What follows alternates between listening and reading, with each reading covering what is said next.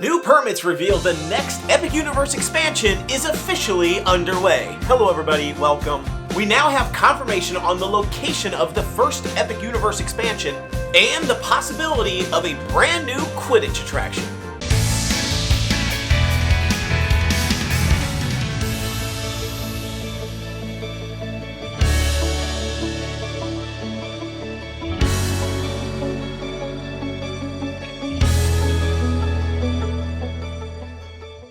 We previously reported out on a permit that outlined a brand new expansion that was coming to Epic Universe, and we now have confirmation that this permit is related specifically to the Wizarding World of Harry Potter, Ministry of Magic. The new permit outlined a massive structure, 150,000 square feet of construction happening in Ministry of Magic. We outlined it here, and you can see the potential location where this would be. And when you compare that to the existing Battle at the Ministry attraction within the Wizarding World of Harry Potter, it's about the same size, a little bit larger than what we have today. And we know how huge and massive that attraction is from a queue perspective and the ride perspective. Battle at the Ministry is just phenomenal. It's huge, it's massive, it is a fantastic attraction, and this new 150,000 square feet of construction space is going to be even potentially larger than that. And this is great news because we need more attractions in Epic Universe, and we need more attractions in the Ministry of Magic specifically.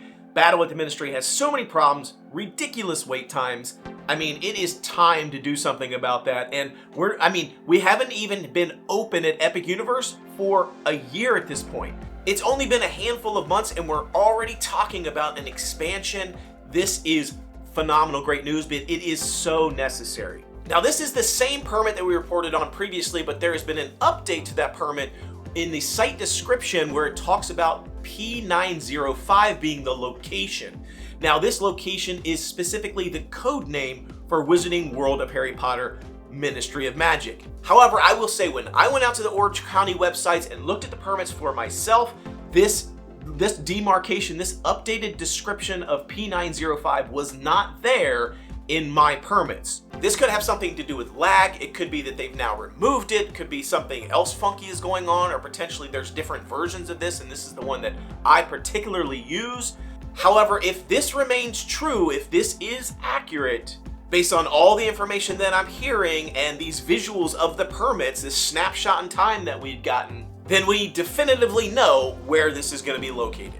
This is a expansion attraction for Wizarding World. And there are a few things that have been speculated to come to this particular attraction, and we already know information about what it was planned to be in the past. We've talked about this in prior videos. The location specifically, you can see it right there, kind of across from Bar Moonshine, sort of the right side of the Wizarding World of Harry Potter. The entrance and facade for that attraction was already built. They planned to build something there. They ended up cutting it for budget reasons or because they weren't satisfied with what the attraction was going to be.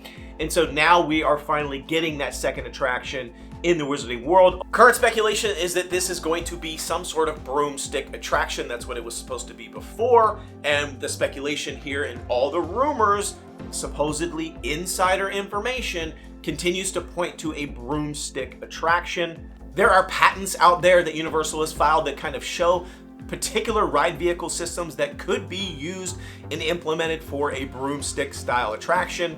There was an old VR version which we've talked about. I don't think this is going to be VR. I think that's out. That doesn't work anymore. So if it's not a VR attraction, let's talk a little bit about what it could be. Because this is 150,000 square feet, most likely some sort of large structure, probably going to be some sort of combination of a dark ride and or roller coaster. So you think about some sort of hanging roller coaster with sitting on broomsticks. Think about dueling dragons back in the day, except you're sitting on some sort of broomstick-like device in a dark ride setting with lots of screens or real-world objects that you're going to be flying through. Could be absolutely amazing. Quidditch just makes sense as a concept. The question here is, will this be Fantastic Beasts related? That's what this entire 1920s Paris of Wizarding World of Harry Potter, Ministry of Magic was supposed to be about. They were trying to bring Fantastic Beasts into the world. But it is no secret that Fantastic Beasts has somewhat been kind of a dud. It hasn't lived up to the expectations of the Harry Potter universe. Though there are some characters like Dumbledore featured in Fantastic Beasts, it just hasn't gotten the following that the Harry Potter films had. Harry Potter, $10 billion at the box office, Fantastic Beasts, $2 billion. It's just not got the same pull, and there's just not a lot of interest in Fantastic Beasts overall. So the question is, are they going to keep leaning into Fantastic Beasts, or are they going to go back to Harry Potter, or are they going to do something new? Something that potentially bridges the Fantastic Beasts and Harry Potter. I think that would be the smartest play, is find something that kind of bridges the two film series together. In my last video, I talked about if they go all Harry Potter, then Fantastic Beasts is dead. They've walked away from it. Goodbye. If they go Fantastic Beasts, there's a very real risk that nobody's going to care about it. Now, I would say on the other hand, if you just make a killer attraction, it really doesn't matter what the theme is per se, people are going to love it. So as long as it is a fantastic killer attraction and it is themed in some way that's, you know, Wizarding World related, I think they're going to be okay, but it's got to be a stellar attraction. However, I do think there's a way to bridge those two film series together, and that is, of course, in the form of Quidditch. Quidditch is spoken about and featured a little bit in Fantastic Beasts. There is a scene where there is sort of some flying Gryffindors going by in the background. Nothing really dramatic. Newt Scamander himself did play Quidditch when he went to Hogwarts. And in the Harry Potter series, Quidditch is featured very prominently. However, there is also a completely separate piece of work from J.K. Rowling, a completely separate book that exists in that same universe that they really haven't done anything with yet. And that is called Quidditch Through the Ages. This was a book that was written by Kenilworthy Wisp. This is a fictional character in the Harry Potter universe. He is essentially an expert and a fanatic in all things Quidditch and has written tons and tons of different books about the sport, and this Quidditch Through the Ages is one of those books.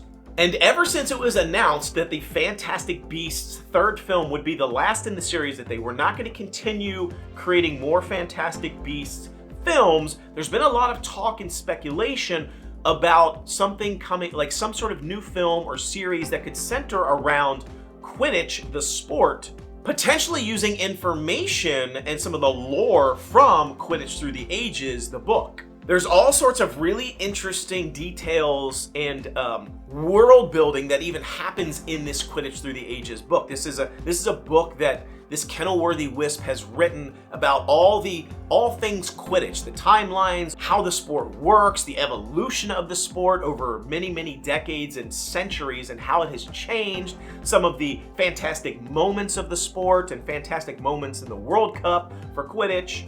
There's a lot of things in this book that you could bring to life in a Quidditch film or a Quidditch attraction. And interestingly, the timeline for this book as to when it would have been written and when Kenilworthy Wisp would have been alive to write it would be sometime after the 1930s. Wisp was thought to be born around the 1930s, which would set this squarely between the Fantastic Beasts film series and the Harry Potter film series. This 1930s to 1960s time period would bridge the gap between Fantastic Beasts and Harry Potter. Now, Newt Scamander would be alive during this period of time. He went to Hogwarts in 1908, so he would still be alive during this time period, obviously aged up quite a bit. The first Fantastic Beasts film is supposed to take place in 1926. Crimes of Grindelwald was 1927, and The Secrets of Dumbledore was 1937. The Harry Potter film series starts in the year 1991. So you would also have characters like Dumbledore available to you in this time period, and this could really open up a new storyline and a new character in the form of Kenilworthy Wisp as potentially sort of the marquee character for this attraction. You think about Wisp sort of setting the stage for the attraction in some sort of pre-show, and essentially talking a little bit about the history of Quidditch and talking about some of his writings and things, and he could be potentially setting you up to take you somewhere or get you to some sort of spectacle like the Quidditch World Cup. We know Quidditch World Cup is a thing that would have been happening during this time period. The first Quidditch World Cup took place in 1473, so it's been around a long time. Now, it's evolved over those centuries, but it has been a sport for quite a while. Now, the location of the Quidditch World Cup is also interesting. Essentially, most of the time it is played in Europe in some place. In 1801, it was specifically brought to Great Britain, but other locations could include areas like Paris or some surrounding areas around Paris. So this broomstick attraction could very easily be some sort of like setup from Wisp, talking about Quidditch, could be trying to get you to the Quidditch World Cup match that's about to start, or potentially you could be playing in the Quidditch World Cup match in some way. So you think about maybe flying from this destination, so maybe you're in 1920s Paris, which is the location of the Ministry of Magic, the Fantastic Beasts Wizarding World area at Epic Universe, and you think about needing to go somewhere, so potentially leaving that Wizarding World Fantastic Beasts 1920s Paris to go to some sort of location, maybe on a broomstick, to get there really fast, where this World Cup match is happening, maybe in an outlying area of Paris, or maybe even going over to Britain. This could be a really great way to bridge those two film series with this new body of work that really hasn't been explored too much, and we know there's a lot of love and heart for Quidditch, and even like the Quidditch World Cup, which we haven't really got to see much of. This also bridges the Paris location with the British location, gives us new storylines and new characters to explore, which also helps to solve a problem that we have right now, which is the aging out of the characters from the Harry Potter universe. The Harry Potter universe is wildly popular, but they can't really create new content and visuals with the original cast of Harry Potter because they're all aging out. So there's only so many times they can keep going back to that well, so they've got to start introducing new characters and new stories, and this could be a way to do that.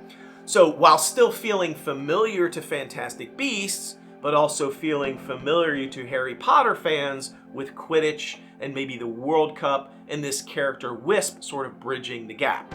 You've also got Bar Moonshine, which would be directly across from the facade of this brand new attraction. Bar Moonshine is a cozy Quidditch pub for American witches and wizards. It's got all sorts of like US Quidditch pennants and other memorabilia, and the Quidditch World Cup did expand to include teams from all across the entire world, not just European teams, before the timelines of the Fantastic Beasts, so it would work pretty well.